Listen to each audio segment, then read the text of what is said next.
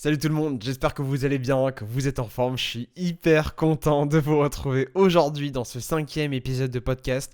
Nous sommes le 5 décembre et nous allons parler de quelqu'un que vous connaissez peut-être. C'est pas sûr. Est-ce que vous le connaissez? Il s'appelle Michael Jordan. C'est un gars, il était pas mauvais au basket dans les années 80-90. Évidemment que vous le connaissez, on va parler d'une légende absolue du basket, quelqu'un qui a marqué l'histoire de son sport à tout jamais, qui est considéré probablement à raison comme le plus grand basketteur de tous les temps. Et aujourd'hui, j'ai 5 anecdotes à vous partager sur Michael Jordan. Je pense qu'elles vont vraiment vous plaire et elles vont aussi, surtout à mon avis, vous permettre de comprendre qui il était. Parce que au-delà du fait qu'on connaisse son nom, on ne connaît pas forcément le joueur qu'il était. Et donc, je pense qu'à travers ces différentes histoires, vous allez comprendre. La première histoire, elle m'a beaucoup touché. En fait, il faut savoir que Michael Jordan, en plus d'avoir été et d'être probablement toujours un génie du basket, est aussi et surtout un mec en or. Dans la vie, de façon générale, il a des belles valeurs. D'ailleurs, il allait régulièrement voir des personnes à l'hôpital dont le dernier souhait était de le voir. Ce qui est quand même vraiment honorable. Tous les sportifs de très très haut niveau avec un nom pareil ne prennent pas forcément le temps d'aller voir les autres et de passer des bons moments avec des gens qui les admirent. Et en fait, un jour, il y a un gamin dont le visage avait été complètement brûlé par son père, qui est venu dans le vestiaire de son équipe, justement grâce à Jordan, et derrière, il l'a même amené sur le banc pendant le match. Donc t'imagines un peu la chance du gars. Bon, évidemment, il a un passé difficile, son père l'a vraiment maltraité et tout. Et donc pendant la rencontre des Chicago Bulls, l'équipe de Jordan, il était sur le banc, au calme, il était là en train de regarder le match. Et et à un moment, t'as l'arbitre qui vient le voir et il lui dit: non mais vous savez, vous n'avez pas le droit de faire ça, c'est contre les règles. Ce à quoi Jordan, il lui répond, je cite: non, il reste sur le banc. Jordan, il pose carrément les règles.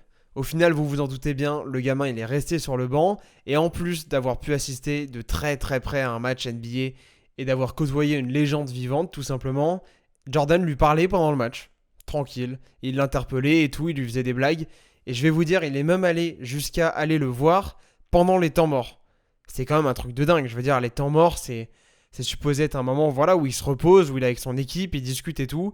Et il y a même plusieurs joueurs de son équipe qui ont témoigné en disant: c'est incroyable, ce gamin, sans vouloir lui manquer de respect, il était laid, il était hideux, etc. Et Jordan, il lui parlait au calme, il essayait de le distraire et tout, et c'est fou, et moi, ça me fait rêver. Au-delà, évidemment, du fait de rencontrer son idole de toute sa vie, c'est passé un moment juste incroyable. Incroyable. Je veux dire, t'as Jordan qui vient de parler, quoi. Enfin, je trouvais cette histoire belle et j'avais envie de vous la raconter. On va passer sur la deuxième anecdote qui n'a un peu rien à voir. En fait, Jordan, comme beaucoup d'Américains, il est passionné par le golf. Et d'ailleurs, vous le savez peut-être parce qu'on le voit régulièrement affiché dans les médias people, les trucs comme ça, au golf. Et un jour, il a proposé à un joueur pro de hockey qui jouait lui aussi pour l'équipe de Chicago, mais pas pour le basket du coup, d'aller faire 18 trous. Les deux se connaissaient et tout. Et ce jour-là, il se trouve que Jérémy, le hockeyeur, n'avait pas match le soir, alors que Jordan avait un match, c'était contre Cleveland. Vous allez très vite comprendre pourquoi c'est important. Bref, les deux font 18 trous, ils parient de l'argent, et c'est Jérémy qui gagne, tu vois. Donc Jordan, il est pas content, il lui propose de refaire 18 trous, ils repartent sur le parcours, ils boivent de ce qu'il en a raconté visiblement tout l'après-midi, et le hockeyeur raconte que c'est lui qui a gagné la deuxième partie aussi. Du coup, Jordan, il a un peu le seum, mais il ressort du parcours en allant voir son pote, et il lui dit, je cite: je suis prêt à parier avec toi sur le fait qu'on gagne de 20 points avec plus de 40 points pour moi. Donc il parlait de son match du soir. Là, le hockeyeur, il lui fait: bah ok, vas-y, pas de souci. Et au final, vous vous doutez bien ce qui s'est passé. Le soir, non seulement son équipe a gagné avec 26 points d'avance, ce qui est quand même pas mal, Jordan a planté 52 points. C'est juste énorme. Je crois, il me semble, j'avais fait une vidéo dessus, que Tony Parker, il y a une seule fois dans sa carrière NBA où il a fait plus de 50 points. T'imagines, Jordan, il plante 52 points ce soir-là, alors qu'il avait fait 36 trous de golf, ce qui est quand même pas mal. Pour être golfeur, je peux vous assurer que c'est un effort physique, et qu'il avait bu visiblement une bonne dizaine de bières. Le mec est un athlète monstrueux, monstrueux.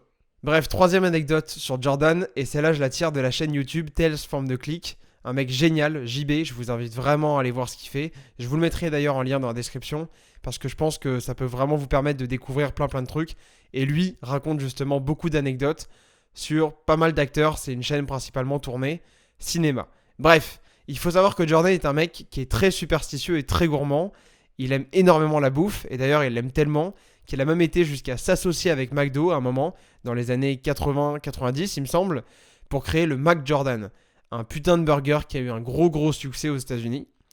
Et ce qui est assez drôle, c'est que Jordan, il avait une habitude quand il était joueur, parce que justement il aimait beaucoup la bouffe, c'est qu'en fait 4 heures avant chacun de ses matchs, il bouffait des patates, des potatoes, des trucs comme ça, un Canada Dry, donc c'est une boisson gazeuse, et un steak de 23 ounces, donc comme son numéro, ce qui équivaut à 650 grammes de viande. Je ne sais pas si vous vous en rendez compte, mais à titre de comparaison, en général les steaks hachés qu'on achète en supermarché, ils font 125 grammes.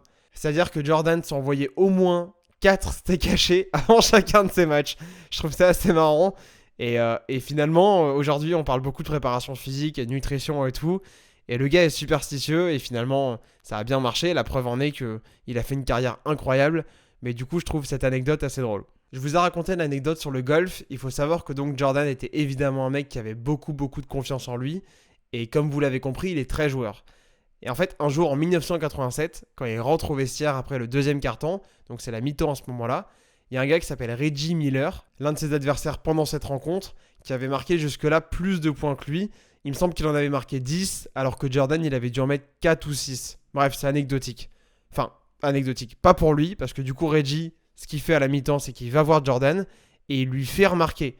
Grosse erreur, évidemment, parce que du coup, ça a grave chauffé Jordan, qui, en plus de l'avoir empêché de mettre un seul point pendant toute la deuxième mi-temps, et bah lui, pendant ce temps-là, il en a mis 40.